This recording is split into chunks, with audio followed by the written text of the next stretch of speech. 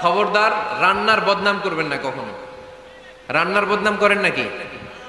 এটা ঝাল হইছে, ওইটা মজা হয় নাই, এটা টক হইছে, এটা লবণ হয় নাই, এরকম আছে না নাই? লবণ হয় নাই, বউরে তালাক দিছে, এরকম আছে না নাই?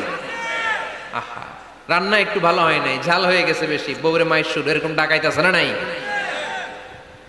মা আবা রাসূলুল্লাহি সাল্লাল্লাহু আলাইহি ওয়াসাল্লাম তুআমান ক্বাত্তু, আল্লাহর হাবিব সাল্লাল্লাহু আলাইহি ওয়াসাল্লাম কখনো কোন রান্নার বদনাম করতেন না। ইনিশতাহাহু আকালাহু, বুখারীর বর্ণনা। ভাল লাগলে খেতেন, ভাল লাগতেছে আরো খেতেন, আরো খেতেন। ওয়া ইন কারিহাহু তারাকা, ভালো না লাগলে রেখে দিতেন, ওর দিকে তাকাইতেন না। কিন্তু কখনো বলেন নাই লবণ হয় নাই, কখনো বলেন নাই ঝাল বেশি হয়েছে, কখনো বলেন নাই রান্নাটা মজা হয় নাই।